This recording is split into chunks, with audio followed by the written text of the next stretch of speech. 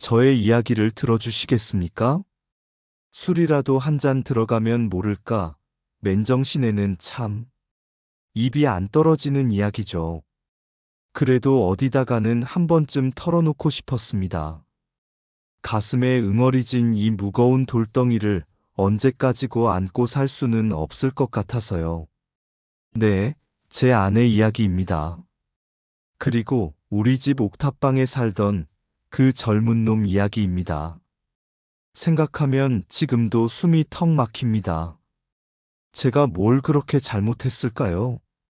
남들처럼 악착같이 돈 벌어서 자식들 다 키워 시집 장가 보내고 이제 겨우 허리 좀 펴나 싶었는데 인생이라는 게 참 알다가도 모를 일입니다. 퇴직하고 집에 있는 시간이 많아지니 처음에는 좋았습니다. 아내는 아직 식당 일을 나가고 있었고 낮에는 저 혼자 덩그러니 집에 남아있는 시간이 대부분이었습니다. 텅 빈 집에서 혼자 밥 차려 먹고 TV 채널만 이리저리 돌리다 보면 사람이 참 맥이 빠지더라고요. 가끔 아내가 퇴근하고 돌아오면 반갑다가도 피곤해 절어 말수 줄어든 아내를 보면 또 서운하고 그렇게 서로 조금씩 지쳐갔던 걸까요? 아니면 원래부터 우리 사이에 보이지 않는 벽 같은 게 있었던 걸까요? 문제의 그놈, 아니 그 청년은 작년 여름쯤 우리 집 옥탑방으로 이사를 왔습니다. 원래 그 옥탑방은 창고처럼 쓰던 곳인데 아내가 사람 사는 집으로 좀 꾸며서 월세라도 받자고 하더군요. 푼돈이라도 생활에 보탬이 될 거라면서요. 저는 영 내키지 않았습니다. 안 그래도 단출한 살림인데 모르는 사람이 집안에 들락거리는 게 싫었거든요. 하지만 아내 성화에 못 이겨 결국 허락하고 말았습니다. 지금 생각하면 그때 제가 조금만 더 고집을 부렸더라면 이런 끔찍한 일은 없었을지도 모르겠습니다. 에휴, 다 제 팔자죠 뭐. 처음 그 청년을 봤을 때 인상은 나쁘지 않았습니다. 키도 훤칠하고 얼굴도 반반하고 무엇보다 예의가 바르더라고요. 이사 오던 날 땀을 뻘뻘 흘리면서도 저희 부부에게 허리 숙여 인사하고 바카스 한 박스를 사들고 와서는 잘 부탁드린다고 하는데 요즘 젊은이들답지 않게 참 싹싹해 보였습니다. 아내도 그 청년이 마음에 들었던 모양입니다. 인물이 훤하네. 고생 많이 한 것 같은데 착해 보여. 그러면서 이것저것 챙겨주기 시작하더라고요. 처음에는 저도 그러려니 했습니다. 젊은 사람이 타지 와서 고생하는데 집주인으로서 그 정도 챙겨주는 거야 인지상정 아니겠습니까? 김치 한 통 담가서 올려다 주고 밑반찬 몇 가지 만들어다 주고 그럴 때마다 청년은 어찌나 고마워하던지요. 어머님, 정말 감사합니다. 너무 맛있어요. 하면서 빈 그릇을 깨끗하게 씻어 내려오는데 그 모습이 밉지는 않았습니다. 아내도 그런 청년의 반응에 기분이 좋았던지 얼굴에 화색이 돌더군요. 저렇게 싹싹하니 뭘 해줘도 아깝지가 않아 하면서요. 그런데 시간이 조금씩 흐르면서 뭔가 좀 이상하다는 느낌을 받기 시작했습니다. 아내가 그 청년을 셔츠를 다려준다거나 방 청소를 슬쩍 도와주는 걸 몇 번 목격했습니다. 제가 당신이 왜 그런 것까지 해줘? 엄연히 세입자인데 하고 한마디 했더니 아내는 아이고 그 총각이 뭘 알겠어요. 어미 없는 자식 같아서 안쓰러워서 그래요. 다 해주는 것도 아니고 그냥 눈에 보이는 것만 좀 도와주는 건데 뭘 그래요? 하고 대수롭지 않게 넘기더군요. 하긴 그 청년이 어렸을 때 어머니가 돌아가셨다는 얘기를 얼핏 듣긴 했습니다. 그래서 저도 더 이상 말을 않기는 했지만 마음 한구석이 영 개운치 않았습니다. 아내의 변화는 그뿐만이 아니었습니다. 평소에는 화장도 잘 안 하던 사람이 언제부턴가 옅게나마 화장을 하고 다니기 시작했습니다. 옷차림도 신경 쓰는 것 같았고요. 제가 오늘따라 왜 이렇게 멋을 냈어? 하고 농담처럼 물으면 아내는 나이 먹었다고 너무 퍼져 보이면 안 되잖아요. 당신 보기 좋으라고 그러는 거지. 하고 웃어넘겼지만 그 웃음이 어딘지 모르게 부자연스럽게 느껴졌습니다. 휴대폰을 손에서 놓지 않는 것도 신경 쓰였습니다. 예전에는 거실 탁자 위에 아무렇게나 던져두던 사람이 이제는 외출할 때도 꼭 챙겨나가고 집에서도 주머니에 넣고 다니거나 자기 옆에 두더군요. 가끔씩 문자 알림음 같은 게 울리면 흠칫 놀라면서 화면을 가리듯 확인하는 모습도 보였습니다. 제가 누구한테 문자 왔는데 그래? 하고 물으면 아, 스팸 문자예요. 라거나 친구한테 온 거예요. 하고 얼버무리곤 했죠. 결정적으로 의심이 깊어진 건 어느 날 밤이었습니다. 제가 잠결에 목이 말라 물을 마시러 나왔는데 아내가 거실에서 누군가와 작은 목소리로 통화를 하고 있더군요. 베란다 쪽으로 몸을 숨기고 가만히 귀를 기울여 보니 그 내용이 심상치 않았습니다. 응, 알았어. 내일? 그럼 그때 봐. 조심하고. 응, 나도. 목소리는 분명 아내였는데 그 말투나 분위기가 평소 저와 대화할 때와는 사뭇 달랐습니다. 뭐랄까, 좀 더 다정하고 애틋한 느낌이랄까요. 심장이 쿵 내려앉는 것 같았습니다. 설마 아니겠지. 내가 잘못 들었을 거야. 그렇게 애써 부정하려 했지만 한번 피어오른 의심은 걷잡을 수 없이 커져만 갔습니다. 다음 날부터 저는 아내와 그 옥탑방 청년을 유심히 관찰하기 시작했습니다. 두 사람이 마주치는 시간, 아내가 옥탑방에 올라가는 횟수, 청년이 아내에게 말을 거는 모습. 모든 것이 의심의 필터를 거치니 다르게 보이더군요. 예전에는 그냥 이웃 간의 정이라고 생각했던 행동들이 이제는 뭔가 음흉한 속셈이 있는 것처럼 느껴졌습니다. 참 사람 마음이라는 게 이렇게 간사하더라고요. 하루는 제가 텃밭에 간다고 하고 몰래 집 근처에 숨어서 지켜본 적이 있습니다. 아니나 다를까 제가 집을 나선 지 얼마 되지 않아 아내가 익숙한 듯 옥탑방 계단을 올라가더군요. 손에는 작은 쟁반 같은 것이 들려 있었습니다. 한참을 기다려도 내려오지 않기에 저는 조용히 집으로 돌아와 옥탑방 문 앞에 귀를 대보았습니다. 안에서 두런두런 말소리가 들려왔습니다. 자세히 들리지는 않았지만 간간이 아내의 웃음소리가 섞여 나오는 것 같았습니다. 그 순간 제 속에서 무언가 뜨거운 것이 치밀어 오르는 것을 느꼈습니다. 분노인지 배신감인지 혹은 처절한 슬픔인지 알 수 없는 감정들이 뒤섞여 머릿속이 하얘졌습니다. 그냥 문을 박차고 들어가서 모든 걸 확인하고 싶었습니다. 하지만 그럴 용기가 나지 않았습니다. 만약 내 눈으로 그 꼴을 보게 된다면 정말 돌이킬 수 없을 것 같았습니다. 저는 비겁하게도 그냥 돌아서서 제 방으로 들어가 버렸습니다. 그리고 한참 동안 멍하니 앉아 있었습니다. 온몸에 힘이 쭉 빠지고 눈앞이 캄캄해지는 것 같았습니다. 그날 이후로 아내와 저는 거의 대화를 하지 않았습니다. 아내는 제 눈치를 살피는 것 같았고, 저는 아내를 어떻게 대해야 할지 몰랐습니다. 집안에는 냉랭한 기운만 감돌았죠. 밥상머리에서도 서로 말없이 밥만 먹었고, 잠자리에 들어서도 등을 돌리고 누웠습니다. 숨막히는 시간이었습니다. 며칠 뒤, 저는 도저히 이대로는 안 되겠다 싶어 아내에게 말을 꺼냈습니다.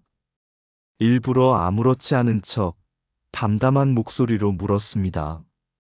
요즘 옥탑방 총각한테 너무 신경 쓰는 거 아니야? 아내는 잠시 당황한 듯 했지만 이내 표정을 바꾸며 말했습니다. 무슨 소리예요? 그냥 세입자니까 좀 챙겨주는 거지. 챙겨주는 것도 정도가 있지 밤늦게까지 그 방에 있는 건 좀 그렇지 않아? 제 목소리가 저도 모르게 조금 높아졌습니다. 아내의 얼굴이 살짝 굳어지는가 싶더니 이내 쏘아붙이듯 말하더군요. 당신 지금 뭘 의심하는 거예요? 내가 그 젊은 총각이랑 뭐라도 있다는 거예요? 나이 먹더니 의처증까지 생겼어요? 의처증이라니. 내가 뭘 봤는지 알기나 하고 하는 소리야? 뭘 봤는데요? 뭘 봤기에 사람을 이렇게 몰아세우는 건데요? 아내의 목소리도 커졌습니다. 저는 순간 할 말을 잃었습니다. 확실한 증거가 있는 것도 아니었고, 그저 제 심증뿐이었으니까요. 아내는 그런 제 모습을 보고는 피식 웃으며 말했습니다. 참나 어이가 없어서. 당신 혼자 별의별 상상 다 하는 모양인데 나는 떳떳해요. 괜한 사람 잡지 말고 당신이나 잘하세요. 그렇게 말하고는 방으로 획 들어가 버리더군요. 그 후로 며칠 동안 아내는 저를 없는 사람 취급했습니다. 저는 정말 미칠 것 같았습니다. 아내의 말이 사실일 수도 있다는 생각과, 아니, 분명 뭔가 있다는 생각이 머릿속에서 계속 맴돌았습니다. 내가 정말 오해한 걸까? 아내가 저렇게 뻔뻔하게 나올 리가 없는데 하지만 밤마다 들려오는 아내의 뒤척이는 소리, 깊은 한숨 소리는 제 의심을 더욱 키웠습니다. 그러던 어느 날 결정적인 일이 터지고 말았습니다. 그날은 아내가 계모임에 간다고 늦게 들어오는 날이었습니다. 저는 혼자 거실에서 TV를 보고 있었는데 우연히 아내 방 서랍이 살짝 열려 있는 것을 보았습니다. 평소 같으면 그냥 지나쳤겠지만 그날은 이상하게 그 안이 궁금했습니다. 저도 모르게 서랍을 열어보았죠. 그리고 그 안에서 작은 상자 하나를 발견했습니다. 떨리는 손으로 상자를 열어보았습니다. 안에는 남자 손목 시계 하나와 접힌 편지 몇 통이 들어 있었습니다. 시계는 제가 사준 것도 아니었고 처음 보는 디자인이었습니다. 심장이 미친 듯이 뛰기 시작했습니다. 편지를 펼쳐 읽어보았습니다. 그것은 옥탑방 그놈이 아내에게 쓴 편지였습니다. 누나 아니, 이렇게 부르면 안 되는 거 알지만 오늘은 이렇게 부르고 싶어요. 누나를 처음 봤을 때부터 제 마음이 얼마나 설레었는지 몰라요. 따뜻한 누나의 눈빛, 다정한 목소리, 저 같은 놈에게 이렇게 잘해주시는 누나를 보면서 제가 얼마나 큰 위로를 받았는지 모를 거예요. 하지만 우리 관계가 이렇게까지 깊어질 줄은 저도 몰랐어요. 죄송해요. 그리고 사랑해요. 편지를 읽어 내려가는 동안 제 손은 부들부들 떨렸고 눈앞이 흐려졌습니다. 배신감과 분노, 그리고 형언할 수 없는 슬픔이 온몸을 덮쳐왔습니다. 저는 그 자리에 주저앉아 한참을 울었습니다. 내 아내가 어떻게 나한테 이럴 수가 있단 말인가. 그 젊은 놈이랑 얼마나 시간이 흘렀을까요? 현관문 열리는 소리가 들렸습니다. 아내가 돌아온 것이었습니다. 저는 벌떡 일어나 편지와 시계를 들고 거실로 나갔습니다. 거실 불을 켜고 저를 본 아내는 깜짝 놀라더군요. 제 손에 들린 것을 보고는 얼굴이 하얗게 질렸습니다. 이게 다 뭐야? 제 목소리는 갈라져 나왔습니다. 아내는 아무 말도 하지 못하고 고개만 숙였습니다. 내가 이 꼴 보려고 평생 당신 뒷바라지하며 살아온 줄 알아? 어떻게 나한테 이럴 수가 있어? 라고 소리치고 싶었지만 목소리가 제대로 나오지 않았습니다. 아내는 그제야 울음을 터뜨리며 무릎을 꿇었습니다. 여보, 미안해요. 정말 미안해요. 제가 잠시 정신이 나갔었나 봐요. 정신이 나가? 이게 정신이 나간다고 해결될 일이야? 당신, 나를 뭘로 보고 그 어린 놈이랑. 저는 더 이상 참지 못하고 손에 들고 있던 편지와 시계를 바닥에 내던졌습니다. 아내는 흐느끼며 제 바지가랑이를 붙잡았습니다. 여보, 제발 한 번만 용서해 주세요. 제가 다 잘못했어요. 그 사람이랑은 정말 아무 일도 없었어요. 그냥 외로워서 당신은 나한테 관심도 없잖아요. 늘 혼자 있는 것 같고, 그래서 그 사람이 잘해주니까 잠시 마음이 흔들렸던 것뿐이에요. 아무 일도 없었다고요? 편지에는 사랑한다는 말까지 적혀 있었는데, 저는 아내의 말을 믿을 수가 없었습니다. 하지만 아내는 울면서 계속 빌었습니다. 젊은 그놈이 먼저 접근했고, 외로운 마음에 잠시 기댔을 뿐이라고. 선을 넘은 적은 결코 없다고. 그저 따뜻한 말 한마디가 그리웠을 뿐이라고. 그날 밤, 저희 부부는 밤새도록 울고 소리치고 매달렸습니다. 아내의 말이 어디까지 진실이고 어디까지 거짓인지 저는 알 수 없었습니다. 다만 한 가지 확실한 것은 우리 사이에 깊은 골이 패였다는 것이었습니다. 예전처럼 돌아갈 수 없다는 절망감이 저를 짓눌렀습니다. 다음 날 아침, 저는 옥탑방으로 올라갔습니다. 그놈의 얼굴을 봐야 했습니다. 문을 두드리자 잠이 덜 깬 얼굴로 그놈이 나왔습니다. 저를 보더니 살짝 놀라는 눈치더군요. 어르신, 무슨 일로? 너 이리 좀 나와봐라. 저는 그놈의 멱살을 잡고 계단 아래로 끌어내렸습니다. 마당에서 그놈을 마주보고 섰습니다. 내 놈이 감히. 분노에 차서 주먹을 날리려는데 그놈이 갑자기 제 앞에 무릎을 꿇었습니다. 죄송합니다, 아저씨. 정말 죄송합니다. 제가 죽을 죄를 지었습니다. 그놈은 그렇게 말하며 눈물을 글썽였습니다. 저는 순간 어이가 없었습니다. 저렇게 순순히 잘못을 인정할 줄은 몰랐거든요. 내 놈이 뭐가 죄송한데? 뭐가 죄송한 거냐고.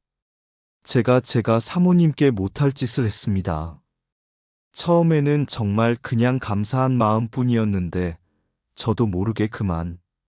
그놈은 말을 잇지 못하고 고개를 떨구었습니다.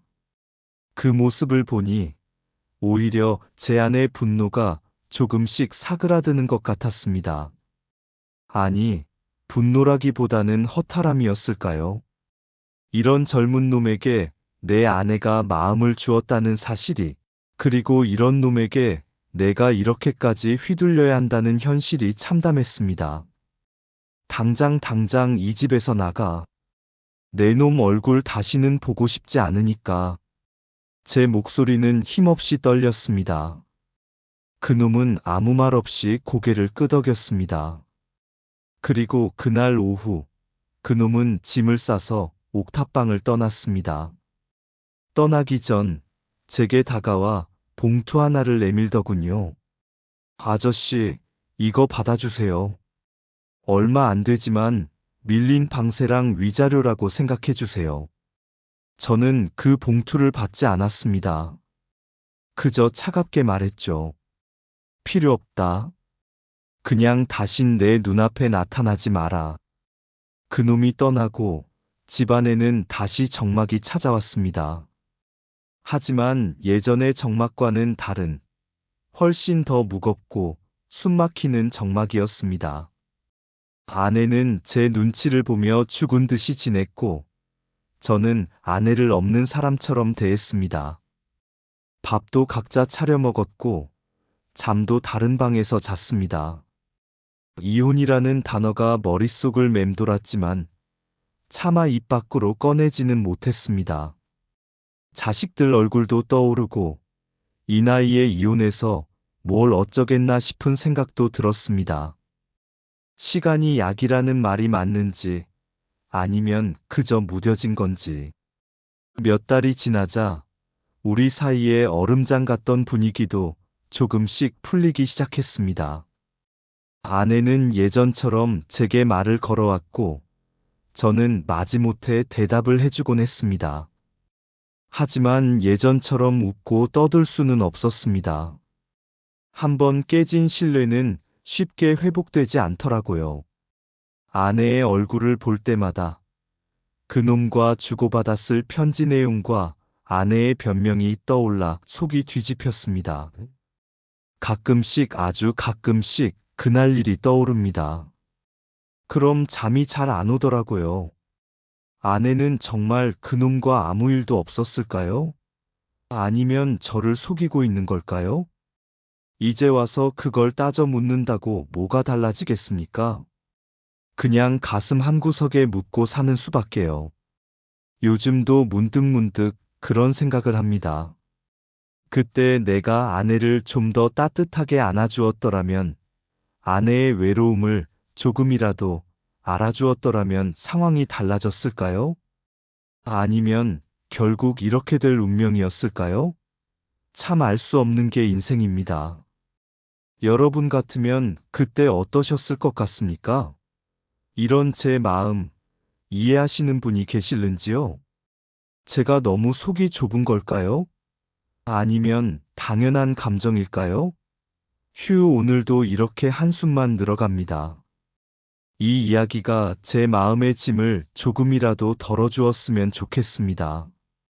들어주셔서 감사합니다.